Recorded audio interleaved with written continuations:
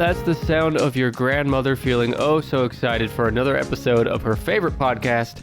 Welcome to episode number 235 of 10ish Podcast. My name is Nick Emel. Every week we cover a new top 10ish list along with fun facts, trivia, hot takes, and hot grandmas.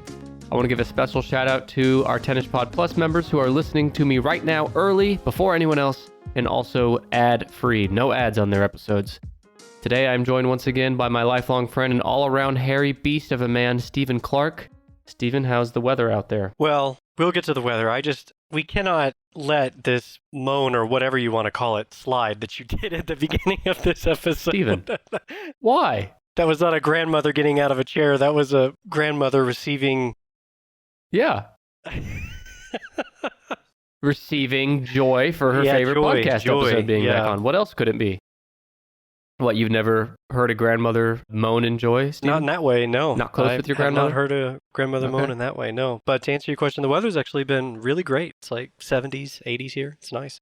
Oh my God. Okay, I'm going to die of boredom. Steven, by the way, if you're wondering where you've heard Steven's voice before, he was most recently on episode 229. We covered the smartest animals of all time. Spoiler, it's not me or Steven at number one. Steven has been bragging all day about some list he's brought me that it's going to blow my mind. I'm going to get a 0% score on this. So, Steven, I'm just going to stand back. I'm going to give you all the space you need to present your top 10ish list for today's episode. All right, well... And it better be good. We're going to find out. We will find out. One might say that you are... Handsome. The regional... Hilarious. That you are the regional manager of this particular episode. And one might say that I am the assistant to the regional manager for this episode. I would say that. So this is something to do with The Office. That's right. What I have brought to you is the top 10-ish rated episodes according to IMDb. Okay. The highest rated according... Now, these are like fan vote, right? It's not like critic vote? I think this is just user ratings. That's all it is. User ratings. User ratings. Okay, so that's just regular old Joes and Jills like you and I. Regular old Joes and Office. Jills and Jims and Jimothy's. All right, you're done. Okay, so the highest rated Office episodes according to people that love to watch The Office. Got it. On IMDb. And so what I brought is I went through and I filtered all of IMDb and I got every episode that was rated 9.0 or higher. And so that came out to 16. There are a lot of ties on here. So what I filtered out the last three as honorable mentions. They're the ones that got 9.0 and barely made the cut. Right. There are 13 episodes that made above a 9.0, and those are the ones that we're going to be covering. But if you guess one of the honorable mentions, we'll go through that too. Okay. Do you know offhand how many episodes of The Office there are in total? In total? No, I don't know that. Do you know that? Let's find out. There's 201 episodes of The Office. So we are looking at the cream of the crop. Steven? Creme de la creme. Yeah. So I'll say, obviously, if you're listening to this episode now and you haven't watched The Office, then this will be a great recommendation guide for you to start your Office journey. Although, of course, there'll be spoilers, but not that spoilers are that important in a show like The Office anyway. There will be slight spoilers. So what I brought in addition to the list is I brought a synopsis of the episode that I'll read, just a short little synopsis. I brought one little fun fact or maybe something you might not have known about that episode. And then I brought a funny quote from that episode. The information that I pulled for the fun facts is from Dunderpedia, which is like a fan-made The Office page. But from what I've heard from, because the Office Ladies podcast, the couple of the actresses that were on the show, they've gone through and done reviews, and I know that they reference that Dunderpedia and say they confirm a lot of the things that Dunderpedia has said. So I think it's a decently accurate source. Okay, this is the list that you thought I would do poorly on because I'm going to absolutely crush this list. We're going to find Office out. I mean, so many times. I will say there are some episodes here that even I don't even remember very much about. And I have a breakdown of how many episodes from each season have made this list. And it's actually pretty well distributed. So I'll save that for a hint whenever you start, scraping the bottom of the barrel and you start begging for mercy. That won't happen. So I am 98% sure what number one is. Okay. And I'm going to save it because it's everyone's favorite Office episode. It's my favorite as well. I'm going to go with one That's pretty early. I think season 2, and that is the Booze Cruise. That is not on the list. Really? Okay. Yeah, I like that All right, episode. hey, it's early. I'm warming up. You're already 0 for 1. The best part of that, how Michael was so childish and like getting on the captain's nerves, and the captain had to like keep pulling Michael aside, and because Michael was trying to like take charge of the ship, you know? Yep. And then Michael comes on and says that the boat is sinking, and that guy jumps overboard. The captain has to save him. No, I do love Michael. Michael's my second favorite character. But what I was going to say was that the captain that we're talking about is in Step Brothers. Yeah. Yeah. He's the Kobayashi guy. Yeah. Yeah. He's in a lot of shit. He is, yeah. But yeah, you're right. That guy fucking jumps overboard. And you know, even in a comedy show like this, I'm watching that thinking, and every time that guy jumps overboard, I'm thinking, just wait like another few seconds before. Yeah, Michael didn't even. That. He got through like 3 sentences, and that guy had already jumped out the window. So good. All right, well, that one's not in it. Okay. I don't think this is in the 13 best episodes, but I'm gonna guess the pilot or the first episode. Nope. There's actually no episodes from season 1 in this list. Okay, because the basketball episode was going to be my next guess, which is season 1. So, yeah. All right, that's out. Season 1 was also very short. I think there's only like 6 episodes in that season. Yeah. Let's jump way ahead to season 7, and that's Threat Level Midnight. Bingo! You hit 1. Number 6. Close. So there's a 3-way tie for 7, and I have this at 7. So 7, 8, and 9 are all a tie. Okay. But here we go, Threat Level Midnight. So here's the synopsis. Michael finally finishes his movie Threat Level Midnight and screens it for his employees at Dunder Mifflin, but Holly is less than enthusiastic for his finished product. Yeah. The tidbit that I have on here is that NBC released the full movie Threat Level Midnight on YouTube, and you can actually go watch it right now. Oh, I didn't know that. I didn't know that either. Is it like longer than is on the Yeah, I think the it's show? longer. I didn't watch it. Pretty cool. My favorite part, I actually watched that one semi-recently, and my favorite part of the whole thing is how Michael makes his character in Threat Level Midnight like a ladies' man, and when he wakes up from like a near-death experience in the hospital, the nurse immediately has sex with him, and it's Pam's mom.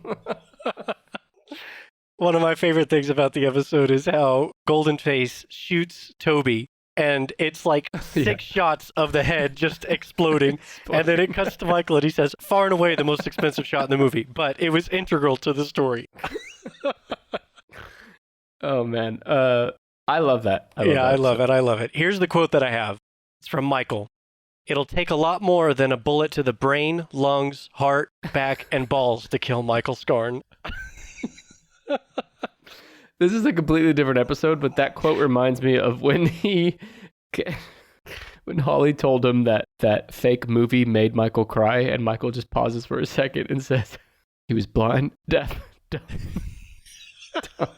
No, he had no arms, he had no legs. This is how he led a nation. And it brought him to tears. God damn.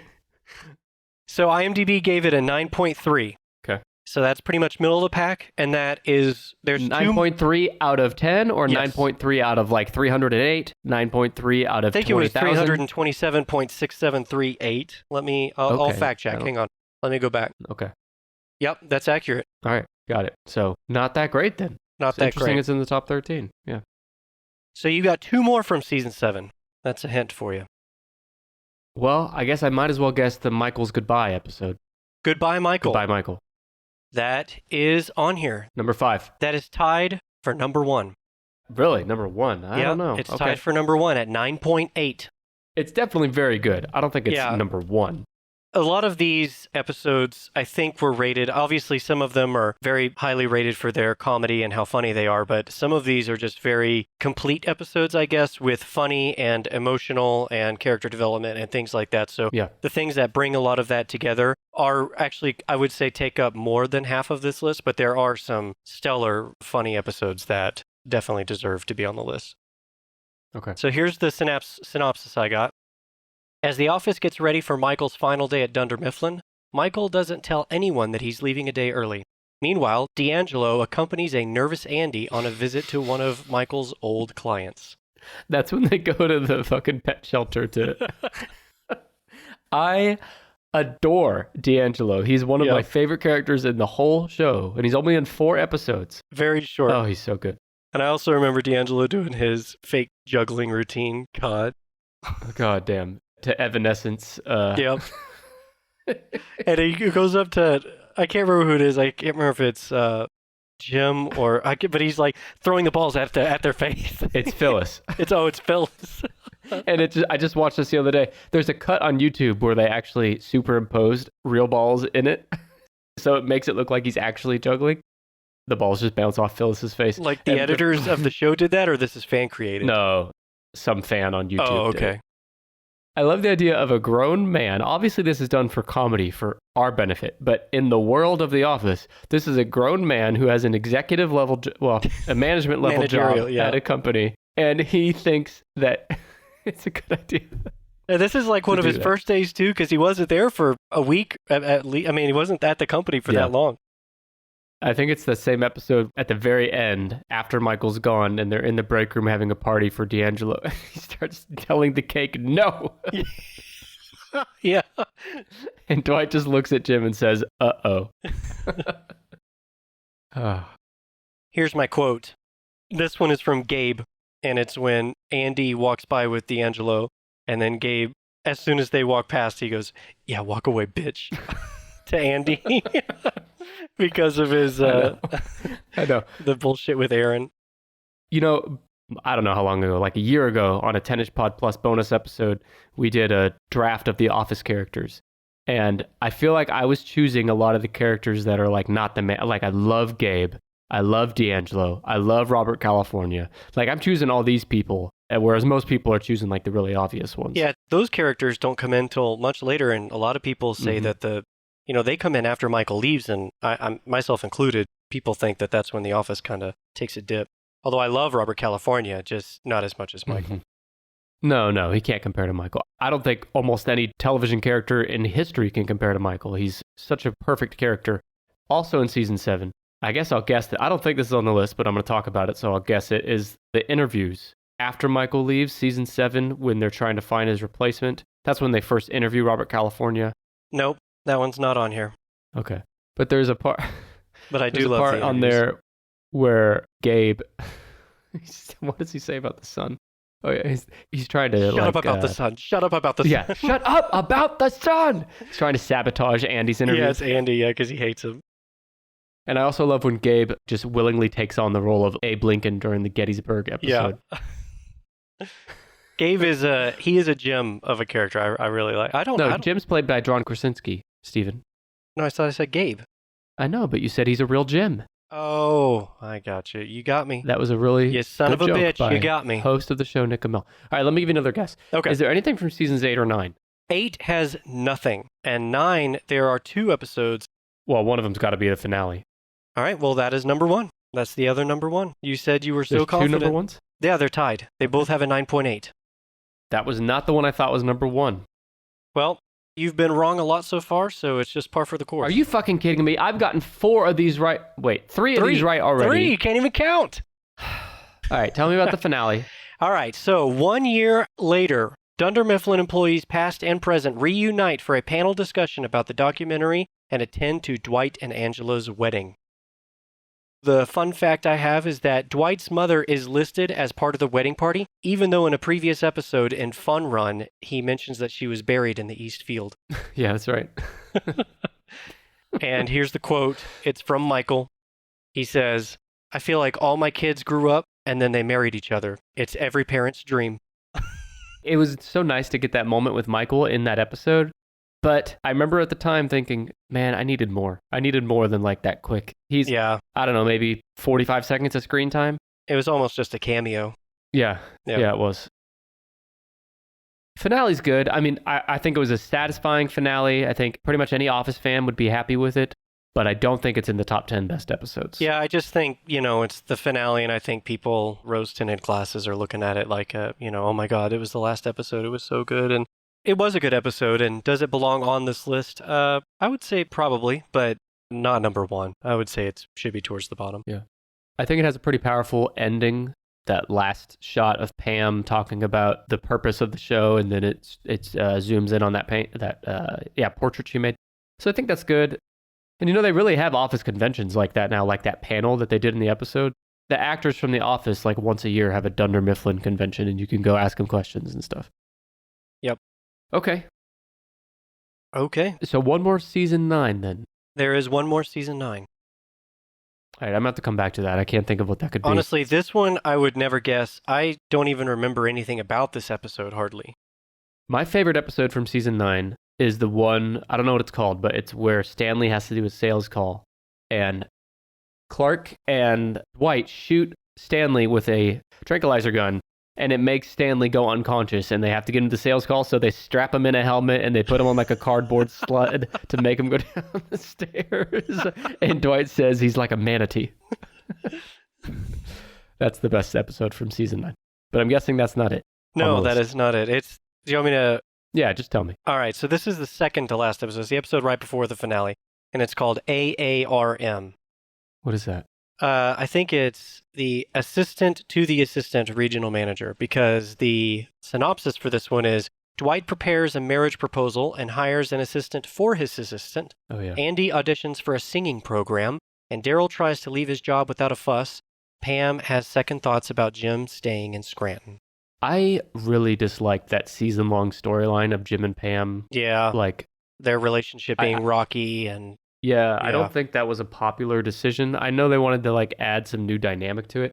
Whenever they get to that season on Office Ladies, I might go back and listen to those because I'm curious what Jenna Fisher, who plays Pam, what her thoughts they think about it. On all yeah, that. because they started to try to introduce like not a love interest, but a competitor, I guess, to Jim with the cameraman who was like trying to hit on Pam, and obviously it didn't work out. But I think they were just trying to stir the pot, But Jim and Pam had always had such a perfect relationship, it was kind of hard to buy into. Yeah. Yep. So what number is this one? This one is number 4, and there's also a 3-way tie for number 4. This had a 9.4 rating. So the fun fact, there wasn't a whole lot of fun facts to pick from on this one, but what I picked out was there was a 2018 British television show called What Would Your Kid Do? And it has a final round that is very similar to the game that Dwight played in the episode called Shroot or Consequences. And in the actual show, a child is asked to choose between 2 prizes while the parent watches from a soundproof room, and one prize is a paid family vacation, and the other prize is just a toy. That's a good idea, actually, for a show. But also, doesn't Jim trick Dwight into awarding himself as the assistant? Yes, he does, yeah. It makes me think of the episode when they get locked out. And Pam says that she asked Dwight if she could have a second key, but Dwight said that he would need the key. And she said, but Dwight, what if you die? And he said, if I die, then you've all been dead for weeks. Some of those little one-liners from Dwight. Yeah, there's so many good. little one-liners. The one I have from this episode is from Oscar. He says, I can't believe this documentary is finally going to air. When this thing started, I was still having sex with women, as was Kevin, I believe. Oh.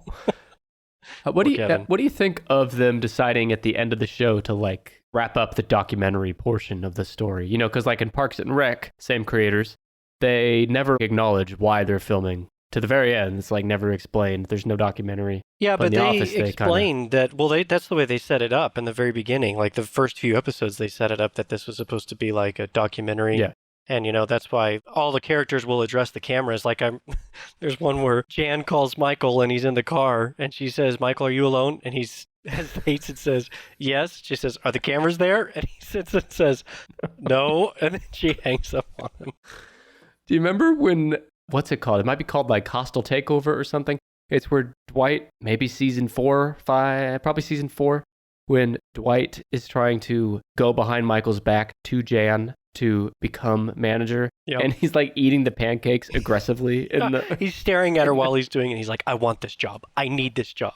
He's like really dramatically cutting. Yeah. And then at the end, he's like, by the way, there's a new Liz Taylor over there. I know you like them because I've seen. I know you like their blouses earrings. or whatever. Yeah. All right. Oh, God, another advertisement. Dr. Buster here, and ads make me so angry.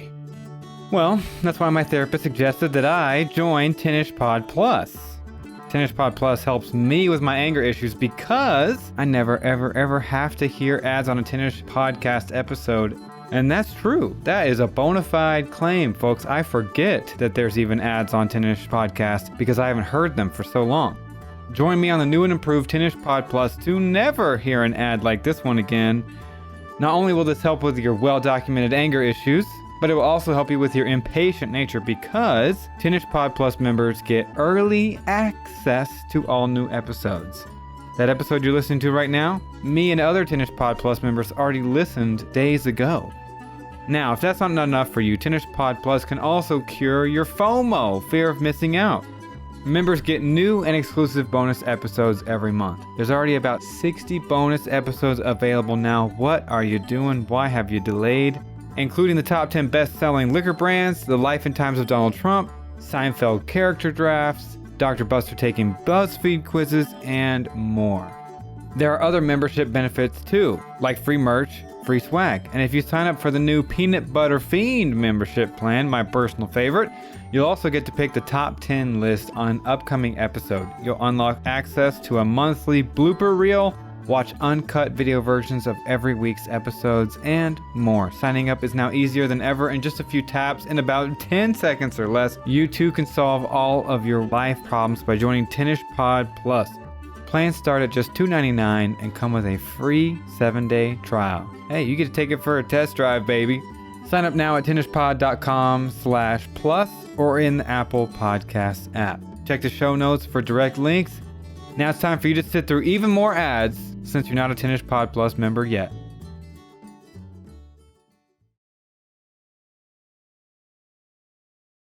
Why don't I go next with, I'm going to skip all the way down to, I want to say season 5-ish, and that's when Dwight and Andy have their duel. The Duel is the episode. The Duel is not on here, but that is a really good episode.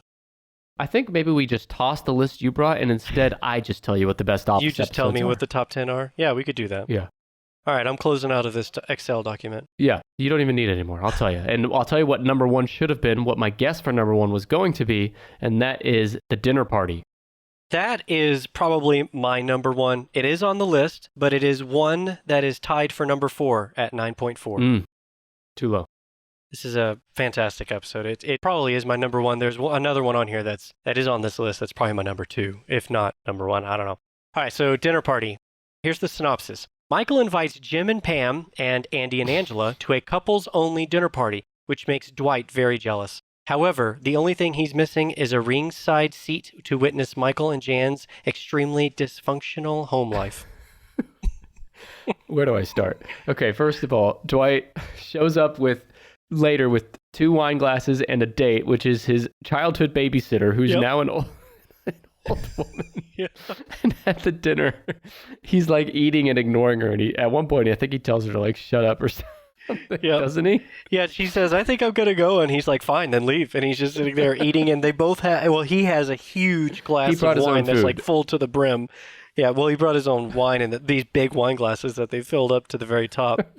Before we get too far into it, I want to do my quote because we'll probably get to it. So I'm going to do the quote first this time, and then I will do the fun fact. This is from Michael. When I said that I wanted to have kids, and you said you wanted me to have a vasectomy, what did I do? And then whenever you said you might want to have kids, and I wasn't so sure, who had the vasectomy reversed? And then when you said you definitely didn't want to have kids, who had it reversed back? Snip, snap, snip, snap, snip, snap. I did. You have no idea the physical toll that 3 vasectomies have on a person. Steven, I'm trying to amp myself up in real life to get my first vasectomy. The idea of getting 3 kill me. Oh my God. It's so just crazy. My fun fact is, hang on, so the fun fact is about that quote. And the fun fact is that the snip snap and everything after that was improvised by Steve Carell. The scene was fairly dramatic with no jokes, and then the director suggested that Steve Carell look for something funny and add on to it, and that's what he came up with. So everything from the snip snap on was improvised. I have to think so much of that episode is ad-libbed. Have you ever watched the bloopers for that? Yeah, I've watched some of them. There's some bloopers from that episode. I just can't imagine trying to get through that episode without laughing, like the filming of it. Now that you mention it, there's one bloopers reel where nobody could keep it straight when Michael said, all right, I caved and I bought myself a plasma screen TV. And then, look, do you have a lot of people over? Do you need more room? just pushes it like 6 inches into the wall. I can visually remember John Krasinski, like not being able to handle this shit when that happened. But what a fun job where your job is to just go and fucking laugh hysterically. Yep. That would be a great job. I know that some of these actors, I think Steve Carell and maybe the actor, I think who's the actor who plays Andy? Ed Helms. Ed Helms, yeah. I think because he was doing The Hangover and Steve Carell had another movie that they had to they were doing double duties. And so it was like they would have to fly somewhere, film for the movie, and then fly it back to film The Office and then fly for the film for the movie. And it does sound exhausting. I mean, but still, it's got to be a fun job. And I know that in the Office Ladies podcast, they talked about how the warehouse in the show is at a completely different location in the city, like across town from where they filmed the in-office scenes. Yeah. And I think they filmed all of this in like California. It wasn't even in Pennsylvania. Yeah.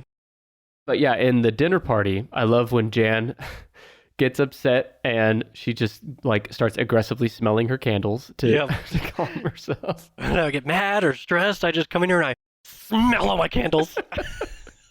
And when he leans over at dinner, he's dipping his meat in his wine. And he tells Pam that he thinks she's trying to poison him. Yeah, it's like right when she's bringing the food out, and Michael leans over and says to Pam, "I can't prove it, but I think she's poisoned the food and she's trying to kill me." But what you're talking about with the steak is when he takes a piece of steak and puts it in the wine glass, dips it in there, and then eats the steak. And then Jan says, "Can you please not do that? It's disgusting." And Michael gets so pissed and he like throws his silverware down. And he said, "How could you say that? You know I have soft teeth."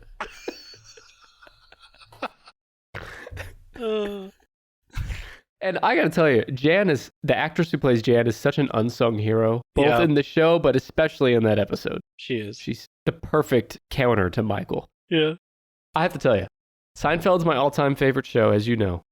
And I would pick Seinfeld over The Office, barely. But this episode, The Dinner Party, is funnier than any other episode of Seinfeld. I would take that episode over any episode of Seinfeld. Yeah. This episode is one of the most consistent, just keeps you laughing the entire time. Almost everything is funny. We could go on, but let's not. I'm going to give you another guess. All right, so you still got one more from season 4, if you want to stay in season 4. What about the fire drill episode where Dwight intentionally sets fires in the office to make everyone, I think that's maybe stress relief or something like that? It is stress relief, and that is in season 5, actually, but that is it's number 3 on the list at 9.7, just below the finale. This is the episode that I was talking about that, for me, competes with The Dinner Party. If I'm thinking of the 2 funniest episodes of The Office, it's Dinner Party and Stress Relief. The synopsis for this one is, Dwight's too realistic fire alarm gives Stanley a heart attack. When he returns, Michael learns that he is the cause of Stanley's stress. To remedy the situation, he forces the office to throw a roast for him. That's right. And he gets offended real easily in the roast. Yep. So first of all, that first 10 minutes of the episode, just A+, just material of just the chaos and Angela throwing the cat up into the ceiling, and Michael I think screaming out the window after he threw the projector at the window and shattered the window and is screaming out the window, "Help, help!" And then Andy says that the fire is shooting at them because Dwight lit fireworks and threw them to the side. And do you remember after that, Michael and Dwight are in the corporate office with Jan and David Wallace, and Michael's like acting like he's on corporate side, being like, "Well, we'll let you off this time, Dwight." Yeah, but he still slowly stands up, walks over, just stares out the window, and says like, "Oh, this city." Then he goes back and tells that guy to scooch over. He sits right in the middle of the other side and says, "Dwight, we are very disappointed with you, but we're gonna let this slide." David says, "No, we are not." Yeah. Anytime there's a scene with David Wallace and Michael Scott, those are also underrated dynamics there, those characters interacting.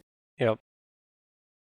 The fun fact I have is not more of a fun fact, but if you remember during the roast, Oscar goes up there and he's just ranting in Spanish and they don't translate it for you.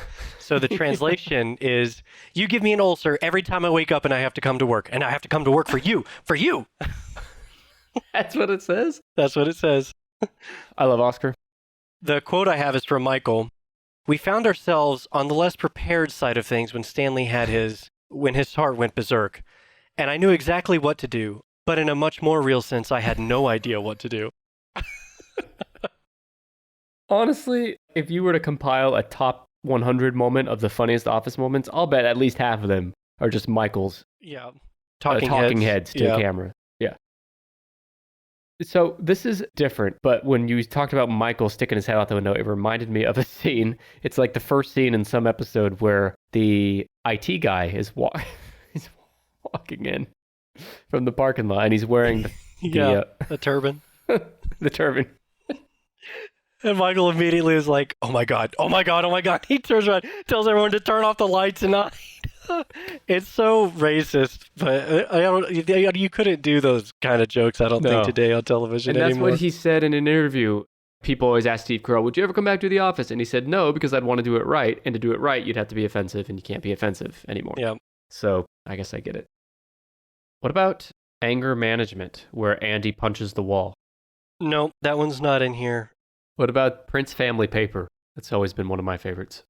No, but there is an episode on here that's from that stint where Michael breaks off. Michael Scott Paper Company. I think that might be the title of the episode. No, but it's in there. Oh, I can give it to you. It's okay. Called Broke. The synopsis is, the Michael Scott Paper Company is gaining clients by offering lower prices than Dunder Mifflin, but they are going broke in the process. However, Dunder Mifflin is losing clients to Michael and is desperate to buy him out. I like that episode, but I don't like it as much as the episode where Michael first breaks off from Dunder Mifflin and recruits Pam and that guy from the call center. Yeah, he insists on Ryan, and they go to the bowling alley to get Ryan. After Ryan was fired, went to jail for, what was it?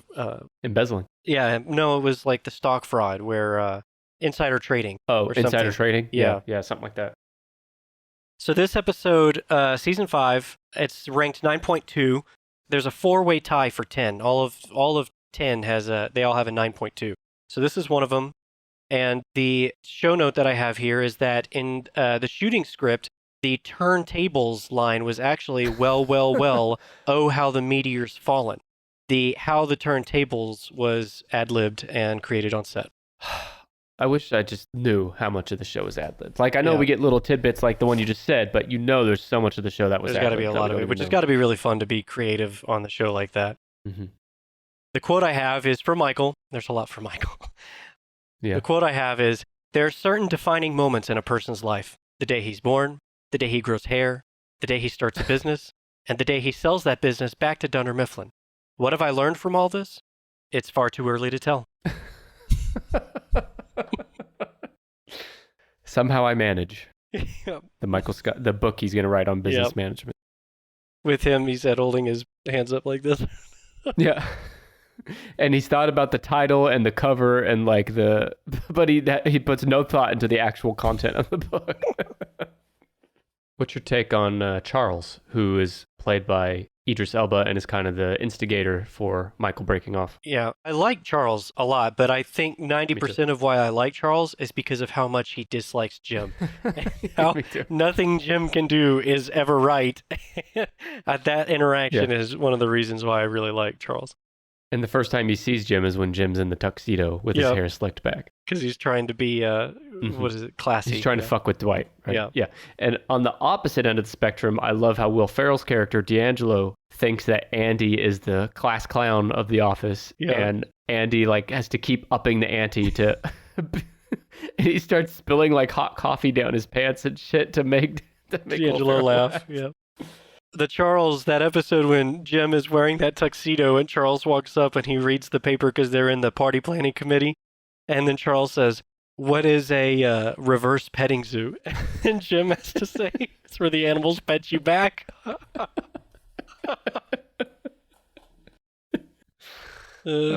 actually saw a take. This is within the last few months, someone was doing some analysis of The Office, and they actually said that Dwight's character is probably autistic. And that Jim is fucking with an autistic person at work all the time. Jim definitely goes back because he has his moments of regret. And then, Dwight does something to, I guess, piss Jim off again and then falls right back into old habits. Yeah. But they end up friends in the end. Yep. All right. What about Casino Night? Casino Night. There you go. That's a good one. Jim and Pam's first kiss. Yep. There's a lot that goes on in that episode. So this one is from season 2. This one is also tied for number 7 at 9.3. Synopsis I have here is the Dunder Mifflin crew holds a casino night at the warehouse, and Michael has 2 dates. Oh, that's right. It's Jan and Carol, which is his real life wife, the actress. I think Jan shows up first, and then Carol walks up, and Michael's having to talk to the two of them at the same time.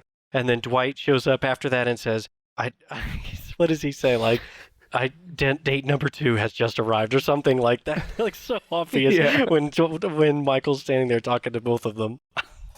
Which reminds me of another guess. Okay, I need to remember that. All right. What else happens in that? So I know Jim and Pam have their first kiss. Another thing funny thing that happens on this is Creed ends up winning the casino night, and he wins a refrigerator from Advanced Refrigeration. And then Creed walks up and accepts it and says, "Cool, I've never owned a refrigerator." It's just this little tiny one.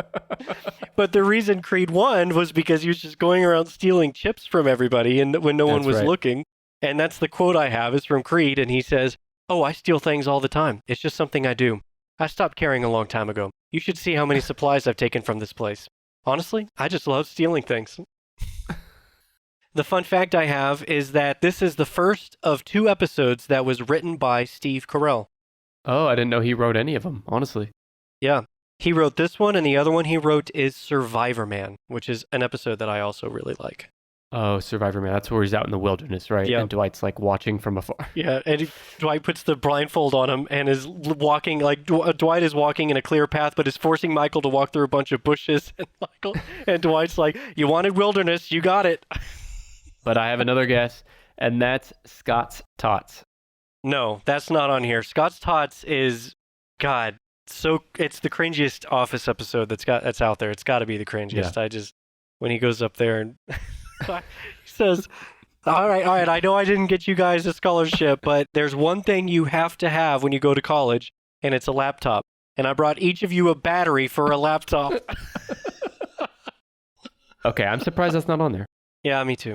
I think that one's a little more, like I said, I think some people think it's cringy, so it's like either love it or you hate it, I think. But that's part of the appeal, in my opinion. Yeah. Okay, so I remember the one I thought of that I was trying to remember, and that is Phyllis's wedding.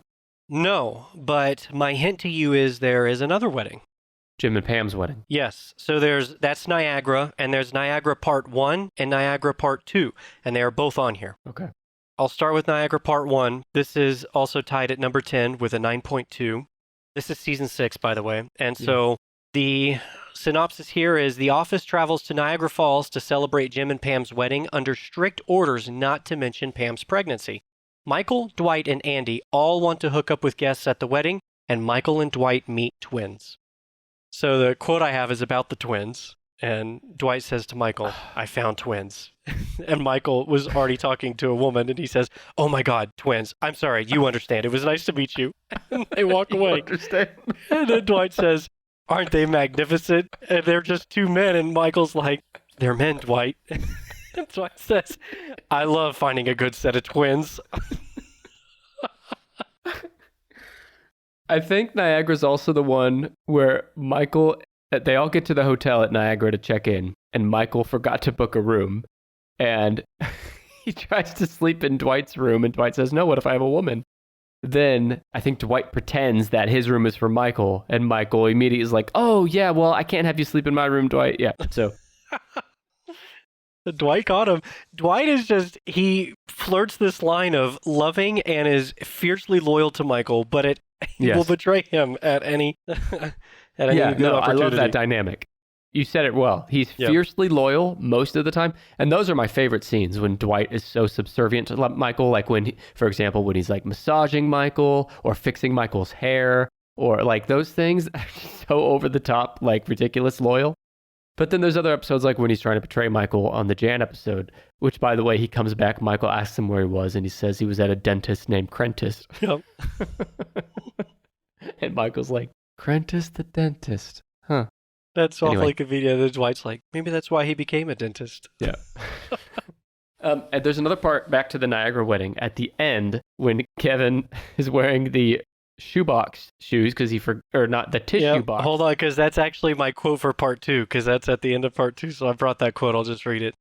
Kevin, what an awesome party. The best wedding I've ever been to. I got 6 numbers. One more would have been a complete phone number. This was epic. My Kleenex shoes were a huge conversation piece, but man, my dogs are barking. And he takes off those Kleenex shoes, box shoes, and puts his feet in the community ice bin at the hotel. And then he says, my feet were so sweaty, I can't even feel the cold. What a lovely hotel. I forgot about that part. And you know that shit happens in real life. God, Like, people, I don't even want to who think knows what about it. happens with those ice things? I don't want to think about it. Oh, man. So my fun fact for the first Niagara Part 1, that quote was from Part 2. That was at the very end. Okay. So my fun fact for Part 1 is, if you remember, they go on that Maid of the Mist and they go out to the Niagara Falls on that boat. And my fun fact is that many of the tourists on the Maid of the Mist were real tourists. The Maid of the Mist management did not want to shut down the entire boat for filming, and the production crew had exclusive access to only the bow of the boat. Anybody else who happened to be on the boat got to watch the scene being filmed. That's really cool. Why can't something like that happen in my life, Steven? I don't know. I wish it would. Be cool. Yeah. Especially if you're like It a would. big fan of The Office and you get to be there part of that. But I guess there's only a Yeah, handful because of this people is that were. the end of season 6 by the time this is Yep. filmed. Office is already like a hit show that Yep. everyone knows and loves. For so. sure. And if you don't love it, then you're welcome to unsubscribe. Unsubscribe from the show. Yeah. So Niagara Part 2, we'll just cross this off also. This one had a 9.4, so this is one of the ones that was tied for number 4. Tied for number 4, okay.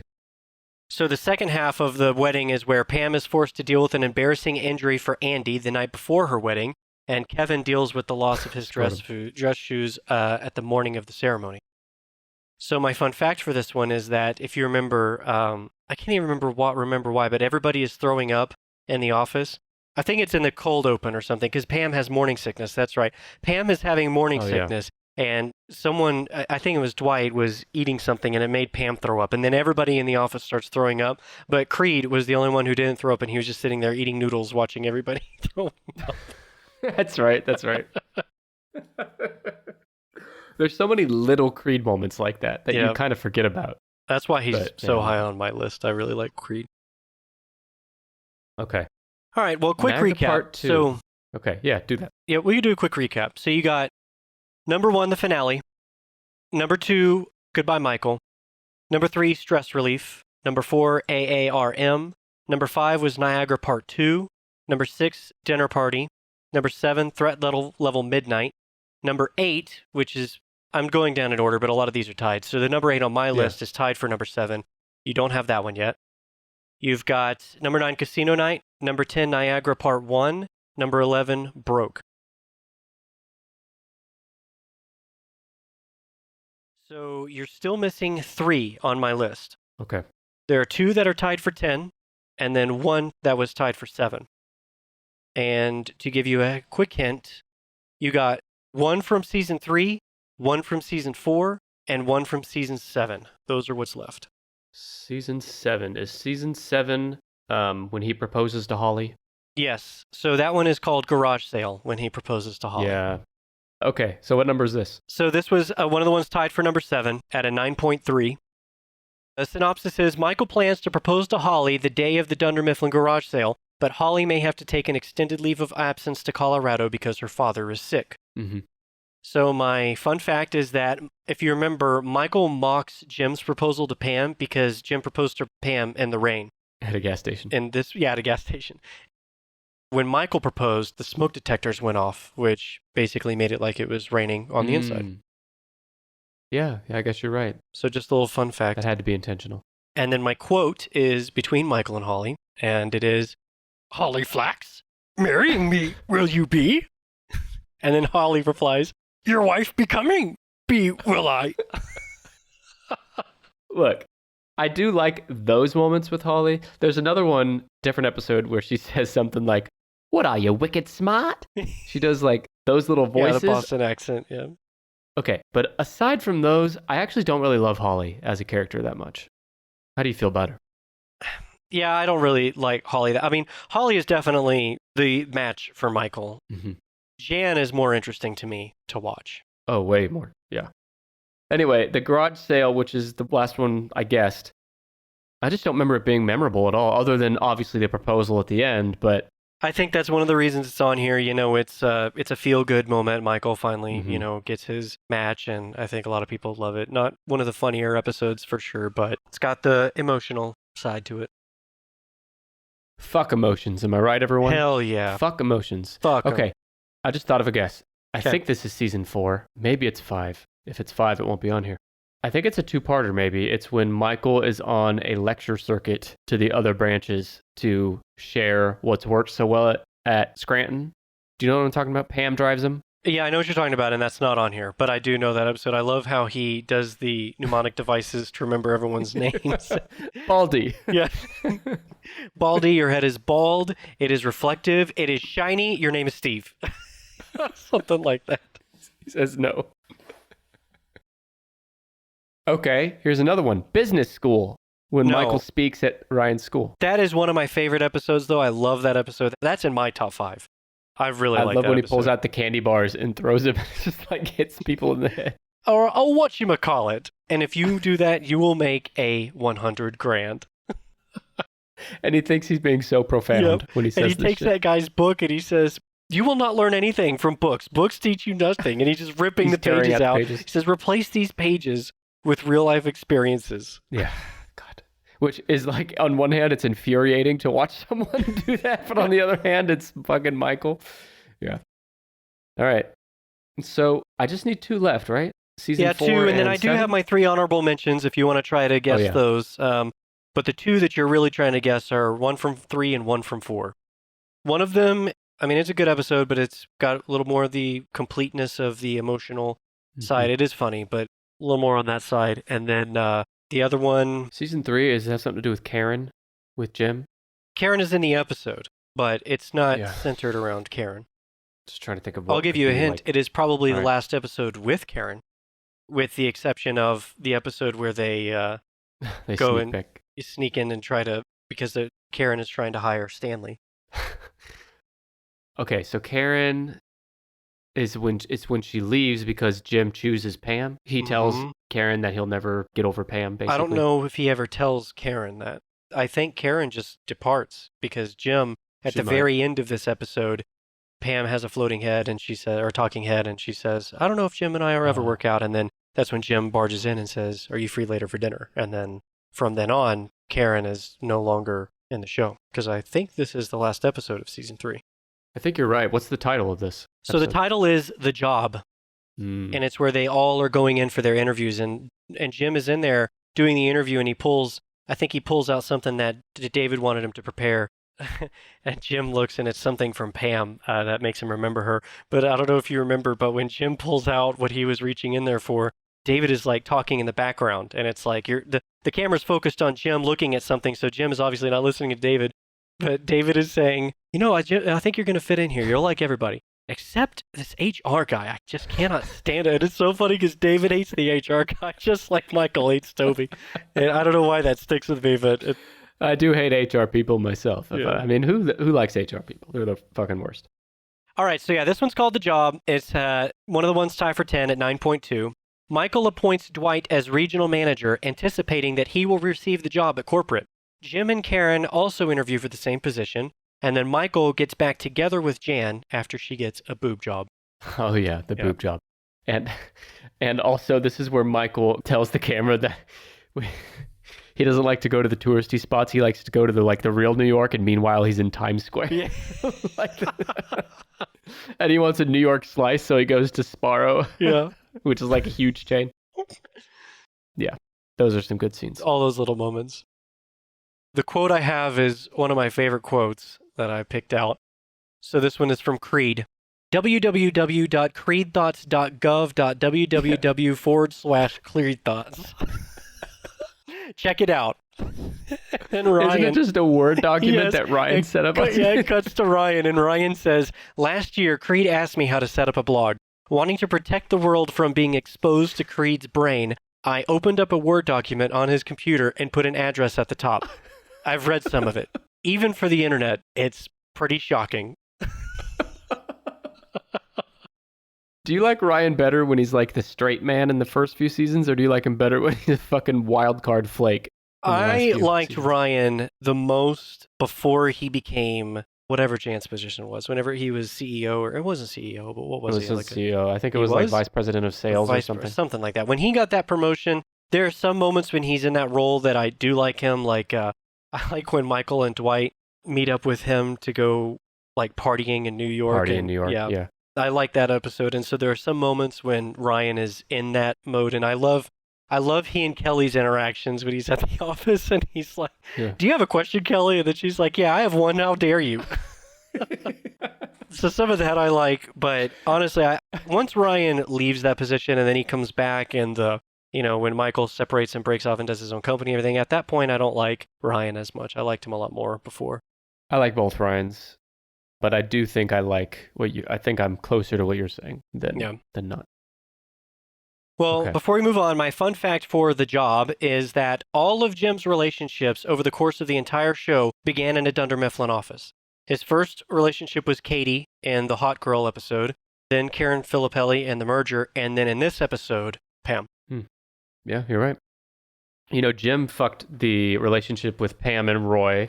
It worked out for the best, obviously, but he still fucked it up. And then Pam fucked up the relationship between Jim and Karen. Yeah, I always feel bad for Karen. She definitely didn't deserve any of it. Yeah. But she meets Leslie. Nope, not soon after that. She worked out fine for her. Yeah. Do you like, what's that actress's name? Who plays Karen? Oh, Rashida Jones? Yeah, Rashida Jones. Do you like her more in The Office or do you like her more in Parks and Rec? I mean, she's not that different. The two characters are not that different, but I think I like it better in Parks and Rec. Yeah, I agree. Well, she has a more prominent role in Parks and Rec. She plays a bigger role.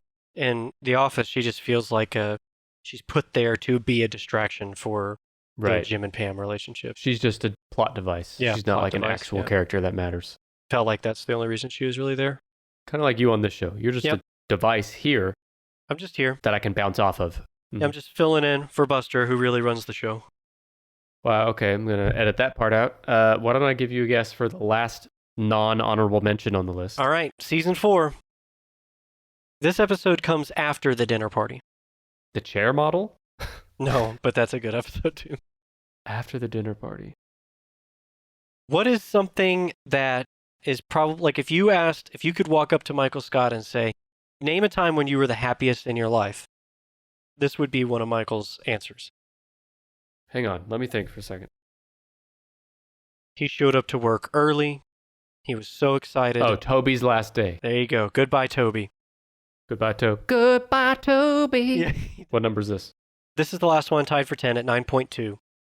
Michael throws an extravagant going-away party for Toby and falls in love with the woman who is replacing him. Jim plans to propose to Pam at the party, but gets outstaged. And back at corporate, Ryan is arrested for fraud. So a lot of the things that we've talked about happen in this episode. You met Holly for the first time and Toby leaving. Yeah, I forgot Holly was that early. I would have guessed end of season 5. Well, remember, she leaves because she is forced to move, and then she comes back like after a season or something. Yeah. My fun fact for this episode is that the initial cut of this episode came in at 72 minutes. And they cut it down to 40 and did it as a 2-parter. So imagine that half of this episode basically was cut out. Probably not that much, but every episode they have to cut down delete scenes and shit. Yeah. The quote I have, there are so many, and I wanted to pick some from when Michael is giving the exit interview to Toby. That's one of my favorite scenes. And Michael has these cards, and he asks Toby, "Who do you think you are?" And then Toby says, "My name is Toby." Sitting there. Holly's in there, and he doesn't want to be rude. Yeah. So he goes, "Yeah, that's a good answer." And then he asks him, "What gives you the right?" And then Holly asks gives him a gift. Yeah, well, he gives him a gift, and it was a rock. And then Michael's like, "Hey, whose idea was this?" And Dwight looks so confused. And Dwight was like, "That was your idea. I said you went too far." And he ends up giving him his watch. Yeah, he does. That's because Pam says it. Yeah, Pam says you want to give him your watch. Yeah. What I love the most about that exit interview, though, is when Holly asks Toby if, now that he's leaving, if there's any room for improvement that Dunder Mifflin has. And Toby says, "You know what? Yeah, actually, I think there are some good, I'd have some thoughts." And then Michael immediately is like, "Don't you say a word." And then that's when he puts his, he's like, he says, "I'll kill you." that GIF we've all seen on the internet of Michael. I'll kill you. And it really is never, it's inexplicable, right? Why Michael even hates Toby. It's never really fleshed out. He just hates him. It's just because Michael says that he's there to have fun and Toby is there to not have fun. He's a fun sucker. Yeah. I really like Toby. He's like the dullest man that's ever existed. And one of the nicest people in the show, but Michael just hates him. Okay. So I did it. Yep. I successfully, without failing, guessed all 13 episodes. Well, hold on now, because I still have my quote, even though we did talk a lot about the exit interview. But this, I didn't want to pick anything for the exit interview because there was so much. This one was from Jan, and she says, if I was 22 and had lots of time to have children, then sure, let's let Michael have a shot at one of them. But honestly, I need to make this one count. And that's because she meets Kevin at the grocery store, and he's like, oh, that sperm. She's like, you probably haven't heard of this, whatever she says, but basically, you haven't heard of the sperm bank. It's a high-end sperm bank I went to, and Kevin's like the one by the subway or whatever. Yeah, and she like zooms in on her face.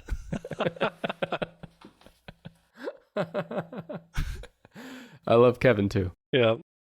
I think Kevin might be my favorite of the regular people that live in Scranton for like all 9 seasons.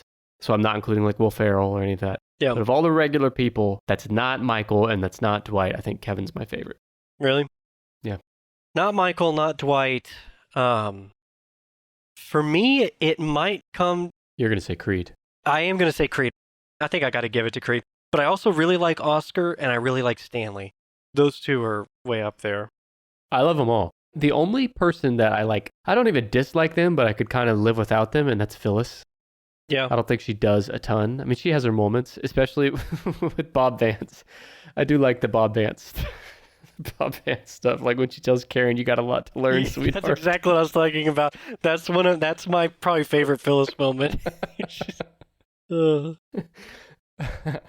But anyway, they're all great. They're all okay, great. So honorable mentions then. Honorable mentions. Are you ready for those? Yeah, season 2, season 3, season 9. What could season 9 be? The ones that were ranked were the last 3 in the entire series. The last one, finale, was first, and then AARM is episode 22 right before that. And then this is episode 21, Living the Dream. Which one is that? What's the synopsis? So the synopsis is, Dwight becomes regional manager after Andy quits his job.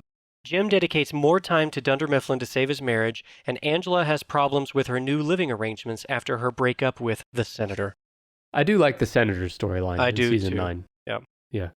And how he's like hitting on Oscar. Yeah. And he says, no, really, call me. And he winks at him. So the fun fact is that after this episode, Jim is now officially the only employee left among those who transferred from Stanford because Andy was the only one left. And then this is the last episode with Andy. So yeah, because he leaves to pursue his dream of being a celebrity. Yeah. Yeah, I personally didn't like what they did with Andy. I didn't like that he left to go do the singing competition and then he like totally sucked and everyone made fun of him at the competition. I didn't like very much of that. But Yeah, this quote Andy sucks the last few seasons. Yeah, he does. This quote from Creed is about that though, and he says, I think just about anybody could be a star. My postman, the night janitor here, but Andy? No, definitely not. Charisma black hole. Fuck. He's just so rich coming from Creed. I know. Without scuba, what's this all about? That's one of the best Creed quotes. All right. All right. The other 2 left. honorable mentions. Yeah. Seasons 3 and 4? Yep. They're both pretty funny episodes. One of them is like really well known. It's the season 3 one. You could definitely guess it. Is it when Ryan started the fire? No. Michael's trying to find a replacement for him. He has the tryouts for his position somewhere. Oh, this is the beach. There you go. The beach games. Yeah, beach games. Yep. That's on here with a 9.0. Okay. Michael uses beach day at Dunder Mifflin to find out which employee would be the most capable to be his replacement, just in case he receives the promotion to New York that he's applied for. So the fun fact I have is, if you remember, Michael has the hot dog eating contest. He bought like 900 or something and tells Pam 10 minutes before the competition to cook them. But he bought 900 because he said like the world record was like 70 or something like that. He bought enough for every single person to break the world record. He wanted to give everyone a chance to break the record. Yep. I get it. So the fun fact is that in the original script, Michael is supposed to only say dip it in the water. And then he improvised, dip it in the water so it slides down your gullet more easily. And then that's when everybody at the onset said, that's what she said. It was like all improv. Oh, was that improvised as well? Yeah, That's what she setting said? up the collaborative, that's what she said afterward, I think, was also improvised. Do you remember when Andy's in the sumo suit and he falls in the water on his back and he just, like floats down the river? And Angela's pretending not to hear him, and he's like, "Just look at what I'm doing and then go tell somebody that." And it's because she meets Dwight in the woods, and Dwight just whispers, "Sabotage." And she's saying, "What are you saying? Sandwich?" "No, I was saying that before." See, now I gotta go watch this I episode. know. My quote is from Stanley, and he says, "I would rather work for an upturned broom with a bucket for a head than work for somebody else in this office besides myself." Yeah. Because that's what Stanley love starts Stanley, taking too. it seriously. Yeah. Okay, so the only one I have now is season 4. Season 2. Oh, two. Okay. Yeah, What's and this season one starts with a very popular cold open.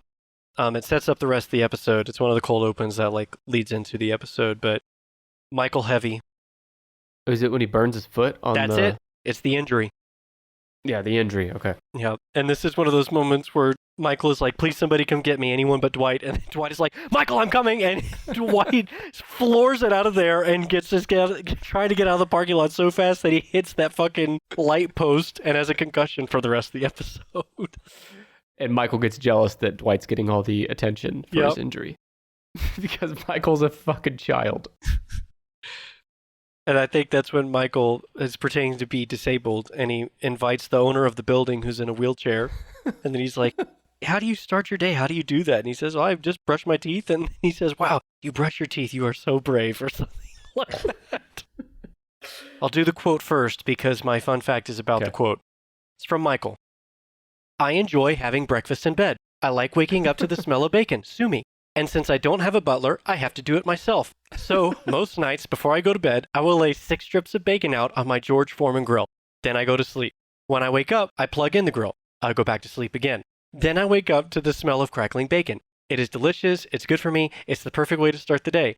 Today I got up and I stepped onto the grill and it clamped down on my foot. That's it. I don't see what's so hard to believe about that."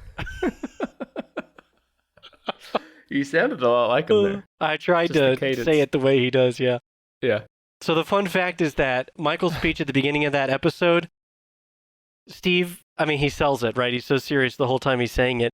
But apparently Steve kept going back to the writers and kept saying, add more to it. And they just kept making it more and more ridiculous because Steve was asking them to keep adding on to it to make it just more crazy.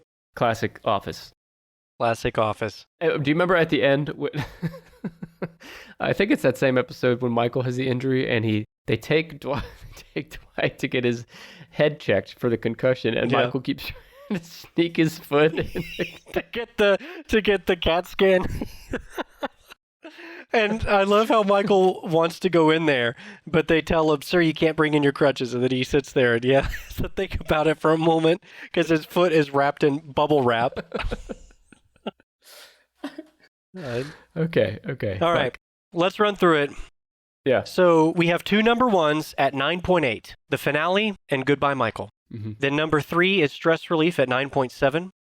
Number 4, there's a 3-way tie, all at 9.4, and they are AARM, Niagara Part 2, and The Dinner Party. Number 7 is a 3-way tie, all at 9.3, Threat Level Midnight, Garage Sale, Casino Night. Number 10 is a 4-way tie at 9.2, and it's Niagara Part 1, Broke, Goodbye Toby, and The Job. And then honorable mentions that just barely broke the 9.0, well, they were 9.0 exactly, is Living the Dream, Beach Games, and The Injury. I gotta say, to me, there's still no contest. Dinner Party's number 1. Yep. And I'd put Stress Relief at number 2, and Threat Level Midnight might be number 3. But yeah, they're all good. They're all good. I think I might agree with your list there. Out of these, I would put probably Dinner Party first, Stress Relief second, Threat Level Midnight next, Another one that I love, and I can't remember if this happens in Stress Relief or if it's the episode right after, but it's when they bring in the CPR doll. And Yeah. Michael does the CPR, and then Dwight fucking cuts its face off. But before that, the CPR person, who's clearly getting frustrated with Michael, says that you can do the CPR motions on the chest to the beat of "Staying Alive" by the Bee Gees, and Michael starts at the very first verse of the song. So he says, "Once I was afraid, I was petrified." She's like, "No, you really just got to do the main part." Okay. Well, we could talk about The Office all day, and maybe we will again. But for now, we're going to say not goodbye, Michael, but goodbye, listener, because this has been the best Office episodes according to Office fans. If you like this episode, please let me know. Or if there's other shows that you want to see us do this for, let me know that too. You can hit us up on social media at @10ishpod on all your favorite social channels. We have talked about The Office in the past, so I would do a search on your podcast app, listener, for The Office. You'll find some past Office episodes. And then, like I mentioned before, we did a draft on 10ish Pod Plus as well. So there's plenty of Office for you. But we're going to end it now. Steven, any final words? In case I don't see you, good evening, good afternoon, and good night. Okay. You should have set me up for That's What She Said, but we will live. Oh, yeah, that's what I should have done. Oh, well. Too late. See ya. See ya.